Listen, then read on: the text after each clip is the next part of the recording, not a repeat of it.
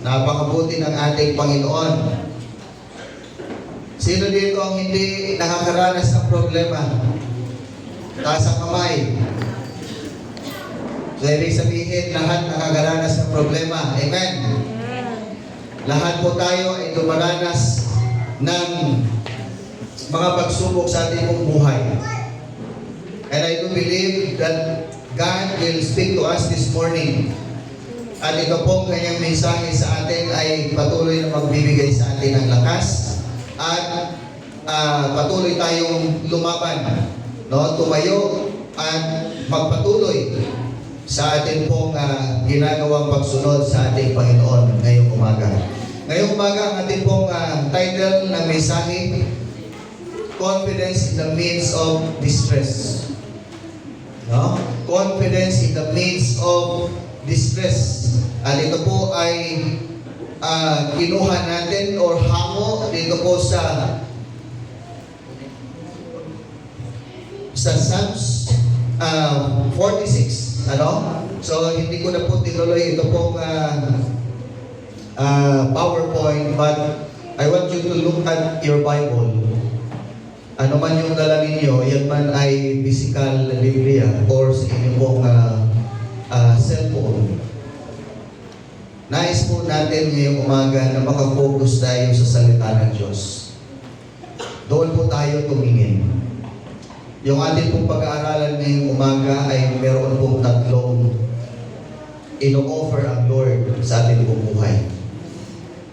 At yan po ay sa verse 1, makikita natin yung pong God's presence. Verse 2 to 7, makikita po natin yung God's peace. And yung 8 to 11, yan po ay yung nagsasabi ng mga pangako ng ating Panginoon. Amen? So, bakit nga ba ito ang ating pong pagbubulay-bulayan ngayong umaga? Ito pong awit na ito ay isang awitin para sa mga taong nakakaranas ng takot, mga kaguluhan, mga suliranin o iba't ibang delubyo sa buhay. Tayo po ay nakakaranas nito. Marahil ikaw ay nayanig sa ilang mga kamakailang karanasan sa buhay mo. At itong awit na ito ay isinulat at ipinahayag po sa atin upang magdala ng kapayapaan sa pusong nababagabag. Now, ito pong awit na ito ay isinulat sa panahon ng kung saan ang mga Israelita po ay sinalakay ng mga dayuhang kaaway. At ito pong mga sumasalakay sa kanila ng mga bansa ay napaka-makapangyarihan. Ibig sabihin, meron sila kagamitan lahat kompleto upang sila po ay salakayin, upang ang mga Israelitang ito ay lupigin, patayin, at mabura sila, no, sa baba, mawala sila, at i-invade ang kanilang pong bansa, ang kanilang lugar. Sa atin rin pong buhay bilang isang mananampalataya, tayo rin po ay target ng kaaway. Amen? Target tayo ng kaaway. Sino rito yung hindi kinatarget ng kaaway? Taas ang kamay. Ha? Kasi isa lang daw yan. Pagka hindi ka tinatarget ng kaaway, kasama ka sa tumatarget sa mga anak ng Diyos. No? Mamaya malalaman natin kung ano yung purpose ng kaaway. Okay? So, are you ready? Nakahanda na po ba tayo pakinggan itong mensahe na ito? Amen. Praise the Lord. Now, sa awit na ito, ano po ang iniaalok ng Diyos sa atin? Ano po ang kanyang inaalok sa tuwing tuwing tayo po ay nanginginig sa takot, sa tuwing tayo po ay nakakaranas ng maraming problema sa ating pong buhay. Ano po ang ino-offer ng Diyos sa mga awit na ito tuwing tayo po ay dumadaan sa madilim na buhay? Una po, kagaya ng sinabi ko kanina sa verse 1, sabi dito, ang Diyos ang ating lakas at kanlungan at handang saklolo kung may kaguluhan. Okay. Makikita po natin sa talata na ito, cheer, no? Kung meron kayong Bible, tignan po ninyo yung verse 1. Makikita po natin na ang Diyos ay lumilitaw na, ang kanyang pangalan ay nakasulat na. Sabi nito, ang Diyos. Ibig sabihin, sa simulang palang ng awit na ito, makikita na po natin, mararamdaman po natin ang pagkilos ng Diyos. Amen? Makikita na natin ang Diyos ay nariyan. Pagpapatunay na yung kanyang presensya ay totoo na mararanasan po natin. At ito pong presensya na ito ay hindi lamang po pagpapakita ng isang pinakamataas na nilalang, subalit ito po ay nagpapakita na ang Diyos ay may malaking pagmamahal sa atin.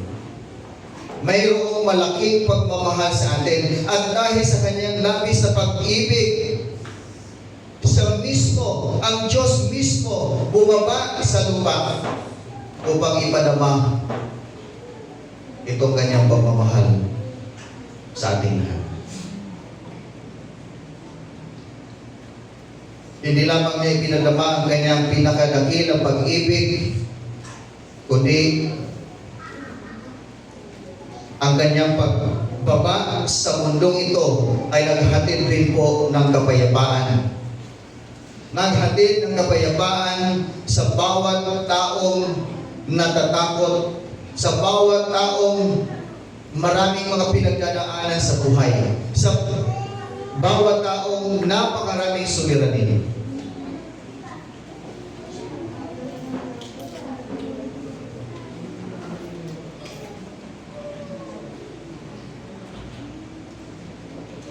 Kanina po napakaganda ng devotion ni Ate Dolor sa amin. Yung tanong niya na anong pinakamadilim na bahagi ng ating buhay? Ang sabi niya, ang ating puso. Totoo po ngayon. Ang pinakamadilim na bahagi ng ating buhay ay ang ating puso. Bakit? Pagka ang ating puso ay hindi o wala tayong relasyon kay Kristo, hindi tayo nakaangkla sa ating relasyon sa Diyos, asahan mo na ang puso mo, ang buhay mo ay puno-puno ng kadiliman. Walang kapayapaan, walang kasiguraduhan, walang direksyon ang buhay mo. Lalo na kung hindi nakaangkla ang buhay mo kay Kristo. Kaya ang lihim ng pagkakaroon ng kapayapaan ay ang isang personal na kaugnayan sa Diyos. Meaning to say, mararanasan mo ang presensya ng Diyos sa buhay mo kapag meron kang malalim na kaugnayan sa Panginoon. Pag meron kang personal na kaugnayan sa Diyos, doon mo mararanasan yung presensya niya. At ito pa yung mararamdaman mo dahil mararanasan mo ang presensya ng Diyos. Ito po yung sinabi sa verse 1. Ang Diyos, pagka maranasan na natin ang ating Diyos, magkakaroon tayo ng lakas, siya yung magiging kanlungan at siya yung handang saklulo kung may kaguluhan. Now, isa-isahin po natin ito. Ang sabi niya po dito, ang Diyos ang ating kanlungan. Sa Psalms 23, dito po ipinakita sa talatang ito na ang ating Panginoon, siya yung ating pastol. pag sinabi pong pastol, ito po yung nangangalaga sa bawat aspeto ng ating buong buhay. Hindi lamang po yung pangailangan nating physical, emotional, o lahat po ay binibigay. Binibigay po ito ng ating pastol. Higit sa lahat, yung ating pong spiritual na buhay. Ano nga ba ang ibig sabihin ng salitang kanlungan? Or sa refuge, no, sa English. Kanlungan, isang lugar ng kanlungan na kung saan ay ipinapadama ng Diyos yung kanyang proteksyon, lakas, mula sa physical na panganib at spiritual na pagkabalisa. At sabi pa dito, inilalarawan po ng Diyos bilang isang ligtas na buong, sanktuaryo at mapagkakatiwalaang tagapagtanggol sa panahon ng kaguluhan. Binibigyan din dito yung konsepto, yung pagkawasak po ng buhay ng isang tao o ng mundo dahil sa kasalanan at ang tapat na paglalaan ng Diyos ng kaligtasan at pagpapalaya para sa mga nagtitiwala sa Kanya. Wow! Pwede ba nating palakpakan ng Panginoon? Kung kasama natin ang Kanyang presensya, tayo po ay nasa kanlungan ng Diyos. Nasa kanlungan tayo ng Diyos. Tayo ay Kanyang iingatan. Tayo ay Kanyang poproteksyonan. Tayo ay Kanyang ilalayo mula sa anumang pisikal na panganib. Ganon din po sa espiritual na pagkabalisa. Kaya pagka tayo po ay nasa kanlungan ng Diyos, napakasarap po sa pakiramdam. Napakasarap sa feeling. Amen? Napakasarap. Dahil nagtatago tayo sa Diyos kapag dumarating ang mga bagyo at anumang mga panganib na ating mararanasan. Kaya ligtas tayo sa piling niya kapag tayo po ay dumaraan sa mga kaguluhan ng ating buhay. Ang sabi pa rito, ang Diyos ang ating lakas. Ang Diyos ay nagbibigay ng lakas sa mga mahihina. Alam at ramdam natin ang hirap ng pagod dulot ng mga kaguluhan sa ating buhay. Tama po ba? Nararamdaman natin nun. Kaya nga minsan, pagka napakarami tayong mga pagsubok sa buhay, yung physical natin, emotional apektado, yung kaisipan po natin, manghihina po tayo. Manghihina po yung ating pong katawan. Manghihina po ang ating buhay. Dulot ng mga kaguluhan na dumarating sa atin. Subalit, sinasabi po ng talatang ito na ang Diyos ang nagbibigay ng lakas sa mga mahihina. Sabi po ng Isaiah 40:31, ngunit muling lumalakas at sumisigla ang nagtitiwala kay Yahweh. Amen. Muling lumalakas, sumisigla. Merong renewal of strength na ibinibigay ang Diyos. Muli niya tayong pinapalakas. Ibig sabihin, natural lang na tayo po'y nanghihina. Normal lamang sa isang tao na kapag kasi maraming mga pagsubok sa buhay, nanghihina siya. Pero sabi po ng talatang ito, ngunit muling lumalakas at sumisigla ang nagtitiwala kay Kristo.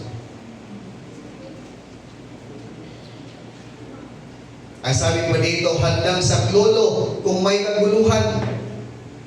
Isang napakalaking tulong ang ino-offer ng Diyos sa bawat isa sa atin.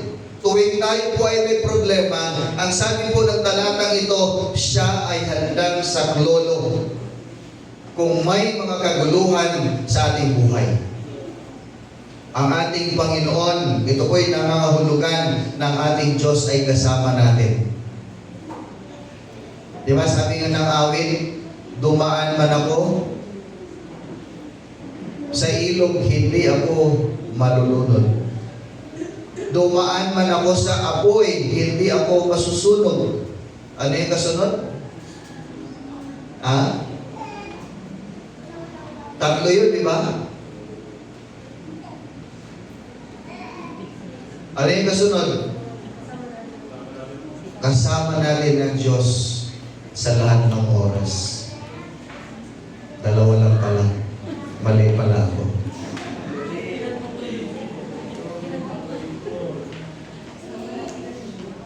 Pinapatawa ko lang po kayo.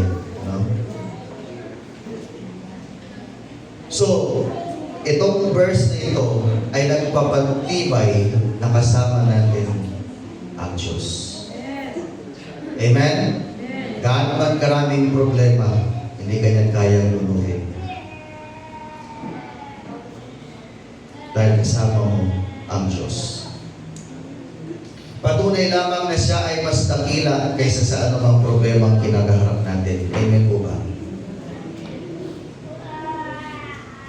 Ulitin ko po, ito ay patunay lamang na siya ay mas dakila kaysa sa anumang problemang kinakaharap natin. Ikalawang ino-offer ng Diyos sa atin sa pamamagitan ng awit na ito is yung kapayapaan ng Diyos. Ang sabi po dito sa verse 2, di dapat matakot. Mundo'y mayanig man, kahit nasa dagat ang bundok magangay. Sabi pa sa verse 7, nasa atin ang Diyos na makapangyarihan, ang Diyos ni Jacob na ating kanlungan. So, sabi dito, hindi tayo dapat matakot. Dapat ang ating pananampalataya ay lumalabas at ito ay umaangat.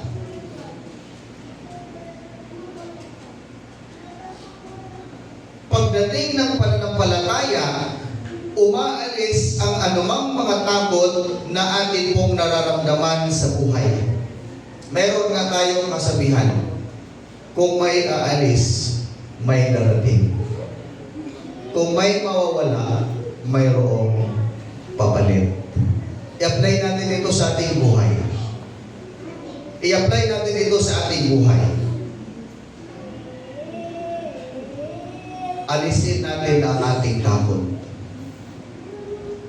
Ipalit natin ang ating pananampalataya sa Diyos. Amen?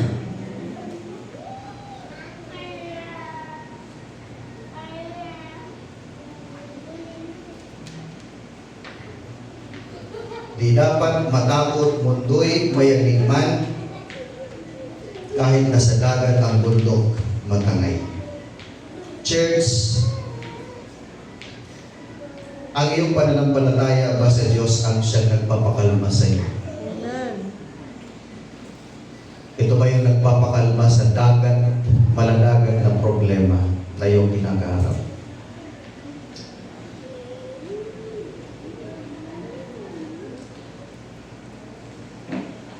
Walang takot. Sabi rito, kahit maalis ang lupa, walang takot kahit na ang mga bundok ay nahulog sa dagat. Walang takot kahit na ang mga alon ay nagagalit sa mga dagat. Walang takot na kahit na yanig ng mga lindol ng mga bundok. Dumarami ang kapayapaan dito habang tayo po yung tumitingin sa langit. Bakit? Pagka tayo po ay nakatingin sa langit, ang ilog ng buhay ay naroon. Pagka tayo po ay tumingin sa langit, ang lungsod ng Diyos ay naroon. Pagka tayo po ay tumingin sa langit, makikita natin doon yung inihanda ng Panginoong Jesucristo na mga silid para sa atin. So, hindi tayo dapat mag-atubili na lumuhod at tumingin sa itaas, tumingin sa langit, sapagkat naroroon ang mga bagay na nagbibigay ng kapayapaan sa atin. At ang Diyos mismo ang siyang bumaba sa atin para makasama tayo at magbigay po sa atin ng mapayapang pamumuhay. Kasama natin ang Panginoon, maging ang kanyang mga hukbo, upang tayo po ay pakalmahin, palakasin, at maging mapayapa ang ating buhay. And last na in-offer ng Panginoon sa atin. Sa pamagitan po ng awit na ito, in-offer niya yung mga pangako niya sa atin. Sabi niya, anuman ang kanyang ginawa sa lupa, sapagkat sapat ng pagmasdan at ikay hahanga. Maging pagbabaka ay napapatigil, sibat at palasoy madaling sirain, baluting sanggalang ay kayang tupukin. Sinasabi niya, ihinto ang labanan, ako ang Diyos, dapat ninyong malaman. Kataas-taasan sa lahat ng bansa, sa buong sanlibutan pinakadakila. Nasa atin ang Diyos na makapangyarihan, ang Diyos ni Jacob na ating kanlungan. Church, makikita po natin sa talatang ito na ang Diyos ay kumikilos kahit na ang ating buhay ay puno-puno ng panginginig at takot.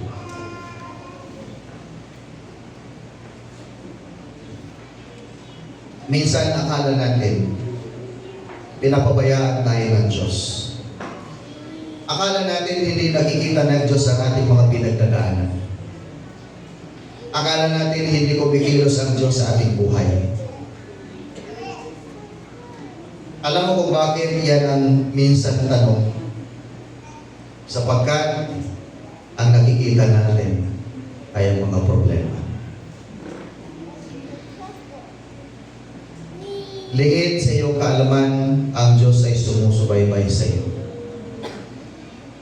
Kaya hindi mo nakikita ang pagkilos ng Diyos sapagkat ang nararamdaman mo ay ang takot at pag-aalala. Romans chapter 8 verse 28, alam natin sa lahat ng bagay ay gumagawa ang Diyos para sa ikabubuti ng mga nagmamahal sa Kanya. Sila mga tinawag ayon sa Kanyang layunin. Patunay po ng talatang ito na nagsasabi ang Diyos ay gumagawa sa lahat ng bagay. Kumikilos siya sa ating buhay na minsan ay hindi natin nalalaman. Minsan hindi natin nakikita. Lihim pala na gumagawa ang Diyos sa buhay natin. Pinapatigil ng Diyos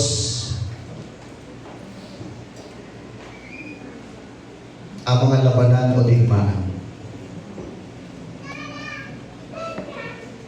Sa totoo lang, anumang armas, gaano man ito ka-powerful, ay hindi po ito magtatagumpay at wala itong halaga kaysa sa kapangyarihan ng Diyos.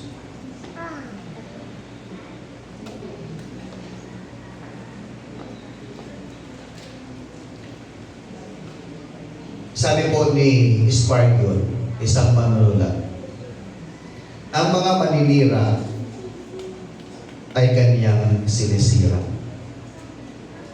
Ang ibig sabihin nito, ang kaaway na walang ibang layunin kundi manira, pumatay, ay sinisira ng Diyos. Sinisira ng Diyos. Church, yun po ang layunin ng kaaway sa ating buhay. Minsan, nagtatanong tayo sa ating sarili, bakit kaya parang paulit-ulit yung mga nararanasan kong problema?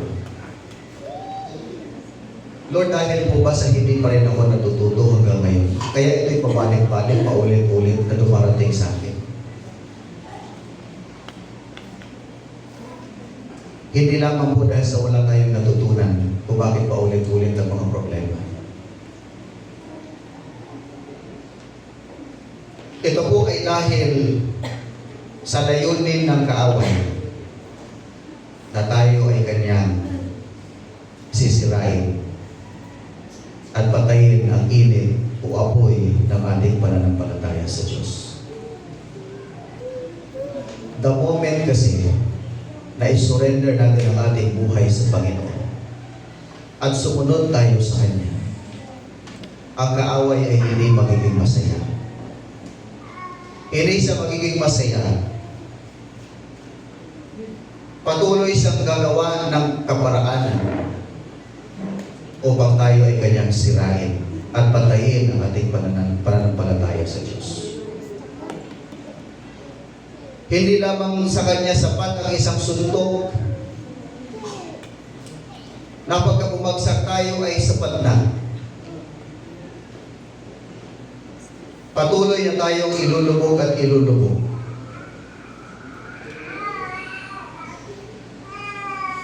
Yan po ang gagawin ng kaaway sa ating buhay. The moment we surrender our life to God. Hindi sa titigil. Kung ang Diyos ay magpapala sa atin, gagabay at mag-iingat sa atin, at pagtatagumpayan tayo sa ating pumuhay kapag tayo ay sumunod sa Kanya, si Satan po ay meron din pong counter-attack sa gagawin ng Diyos. Patuloy na tayong panghihinain. Patuloy na tayong aatakihin. At kapag tayo po ay sumuko na lamang sa pag-aatake ni Satan, dahil ayaw nating mahirapan, mari tayong makuha at sumunod sa kung ano ang nais niya. Subalit, kung tayo po ay magpapatuloy, kung tayo po ay susunod pa rin sa Diyos, sa kabila ng napakarami nating mga pagsulok sa buhay, ano doon ang pangako ng Diyos sa atin.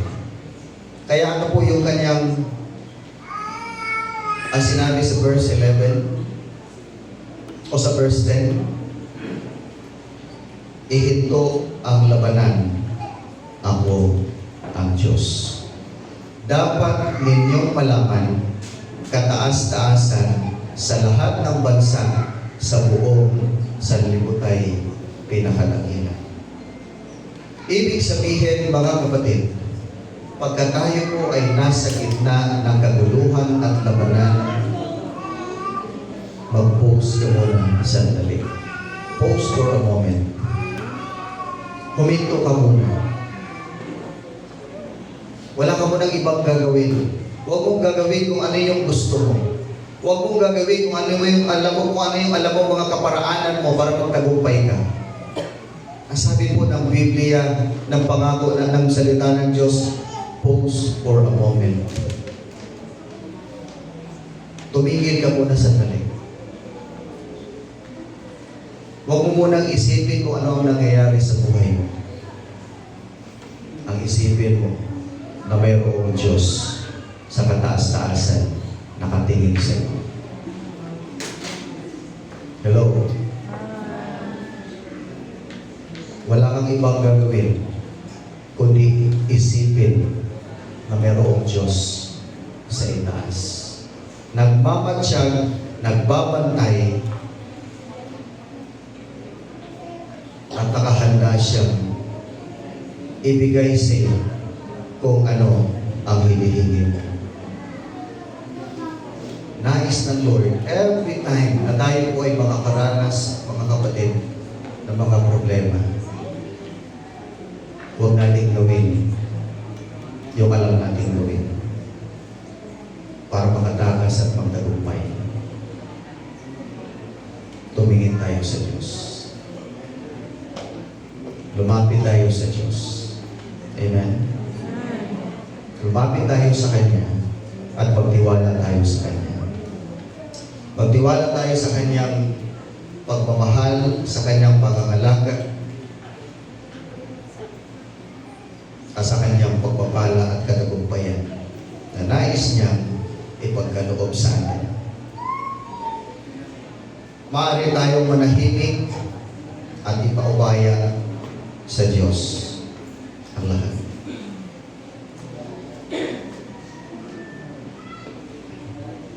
Dahil tayo po ay ililigtas ng Diyos. Hindi niya pababayaan ang kanyang mga anak. Hindi niya pababayaan. Tayo ay bahagi ng kanyang mapagmahal ng pamilya. Kaya hindi ka nag-iisa.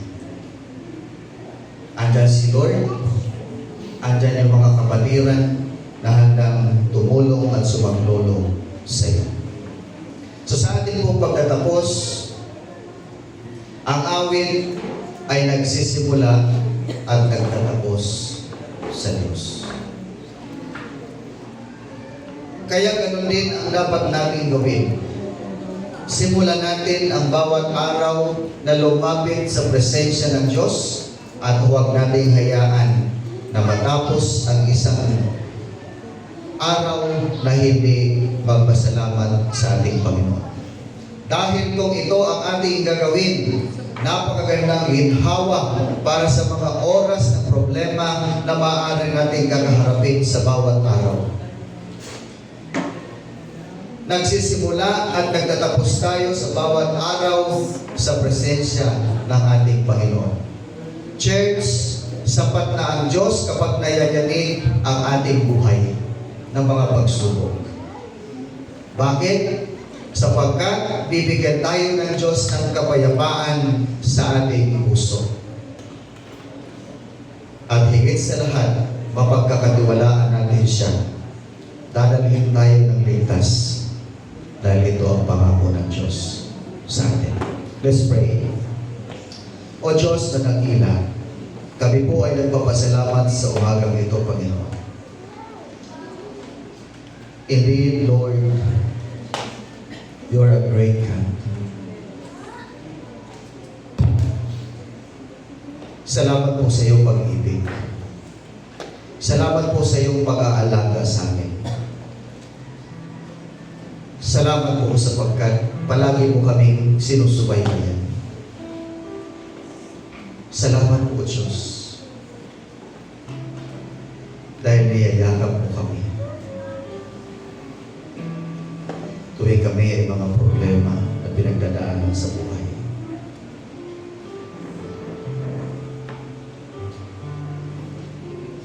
Salamat po sa presensya. Ang presensya mo, Panginoon, ay palaging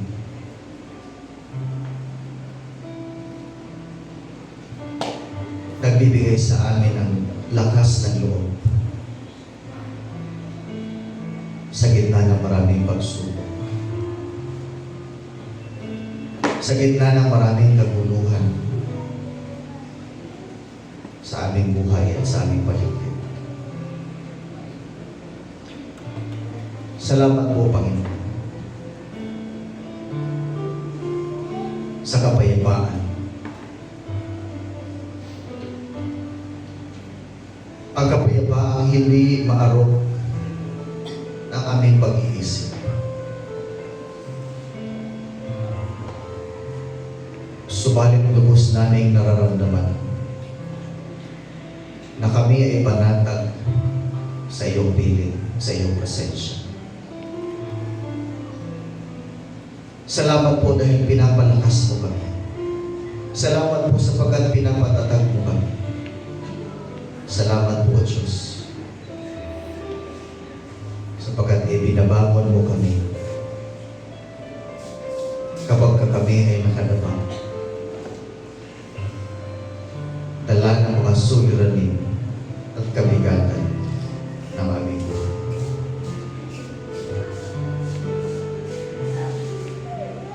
At nawa ang mga pangako mo ay hindi po namin ito baliwalain.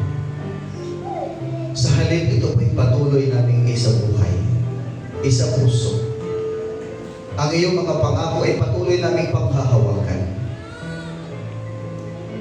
Nasa iyo lamang, O Diyos, may kapayapaan, may kapahingahan, at may kaginhawaan. Father, we pray sa aming pong mga kapatid ngayong umaga. Kilala mo, Panginoon, ang bawat isa na may mga pinagdadaanan ngayon.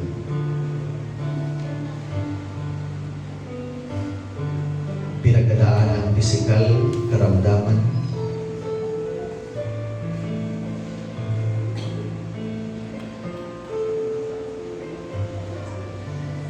Lord, kayo po ang mangusap sa Kanya sa oras na ito. Alisin mo ang anumang takot sa puso niya. Pawiin mo ang anumang hirap na Kanyang nararamdaman. Palitan mo ito ng pag-asa. At higit sa lahat, kagalingan, Panginoon. Quick recovery and complete healing be upon them right now. Sa aming mga kapatid na may pinagdadaanan sa pamilya,